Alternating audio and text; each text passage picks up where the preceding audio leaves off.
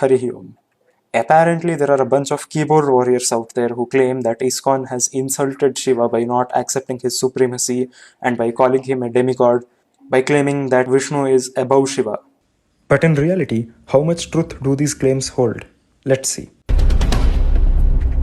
To begin with, first we need to understand why iskcon believes in the supremacy of Bhagavan Vishnu over Sri Shiva. Let's understand the hierarchy of Vaishnavism. All Vaishnava philosophies derive their teachings from a philosophy known as the Pancharatra philosophy. This philosophy has existed since Treta Yuga and was founded by none other than Bhagavan Vishnu's avatara, Narayana Rishi. Now, as per Vaishnavism, there are 5 levels of manifestation of Bhagavan Vishnu. The Pancharatra Agamas do not advocate the idea that Brahman is formless and assumes forms, unlike Mayavada. The Pancharatra philosophy states that Brahman has a form, but Brahman can also appear to be formless. He does have a formless aspect as said in the Puranas too.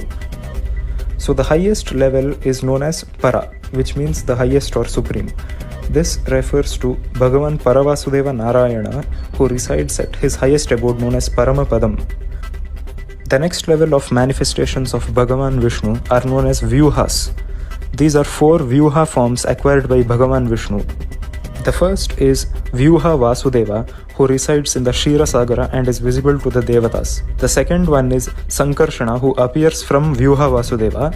He is the second Vyuha form, and from him Shiva and Adishesha originate, as per the Pancharatra philosophy.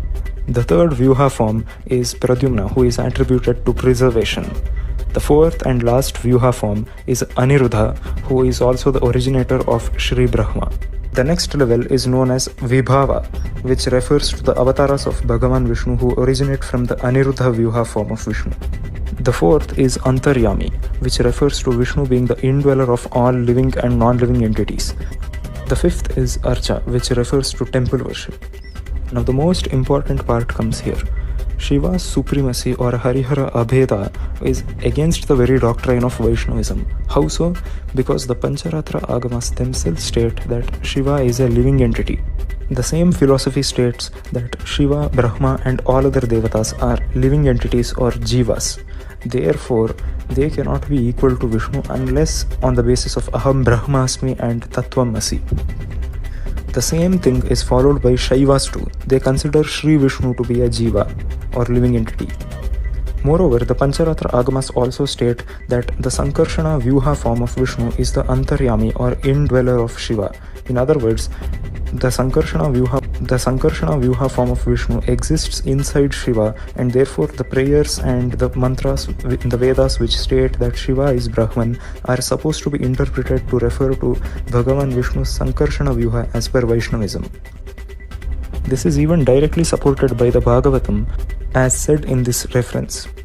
For this reason, almost not a single Vaishnava Sampradaya believes in Harihara Abheda or non-difference between Hari and Hara. Vice versa is applicable to Shaiva Sampradayas too. Now the Pancharatra Agamas are the same Shastras which are the basis of Vaishnavism itself. Without them, there is no Vaishnava philosophy. There is no basis to consider lokas like Vaikunta to be eternal and moksha to be achieved by serving Bhagavan Vishnu, which is the main idea of Vaishnavism itself. And most importantly, without the Agamas, there is absolutely no temple worship. Not only this, but the Pancharatra philosophy has been also appreciated very much in the Mahabharata and in the Vedas too. It is mentioned in the Shatapatha Brahmana and the Chandogya Upanishad. A detailed video has already been made on the overview of Vaishnavism and its history. It's mentioned in the Shastras. One can refer to the links in the description. Therefore, contrary to the claims of keyboard warriors, iskcon is not at all wrong in believing that Vishnu is above Shiva. This is a fact accepted by all Vaishnava Sampradayas. And philosophical differences should always be respected, no matter which Sampradaya you follow. You may be Smarta, Vaishnava, Shakta or Shaiva, but respecting philosophical differences is a key role in Sanatana Dharma. Moreover, no true Vaishnava should insult Shiva. This is one important fact. Just because the Pancharatra Agamas say so and the Vaishnava philosophy says so, doesn't mean that a Vaishnava can disrespect Shiva. After all, many Vaishnava Sampradayas do celebrate Mahashivaratri. The Madhva Sampradaya has a history of worshipping Shiva since the time of Sripada Madhvacharya, who has made provisions for installing Shivalingas inside Vaishnava temples, though provision of worship of other devatas other than Vishnu are not made in the Pancharatra Agamas. Additionally, most Vaishnava Sampradayas also consider Brahma and Shiva to be positions that are acquired by pious living entities. This is also mentioned in the Bhagavatam again. Therefore, ISKCON is not wrong with their philosophical views, and one could say that their views are better than other Vaishnava Sampradayas, although all Vaishnava Sampradayas ultimately have to respect Shiva. ISKCON's philosophy is of no disrespect towards any devatas. This is a fact.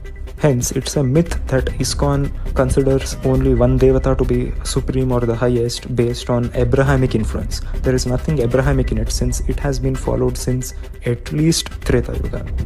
This video intends to bring awareness of this fact among the public. Like and share this video if you found it helpful. Subscribe for more content related to Vaishnavism and spirituality. Shri Krishna Arpanamastu.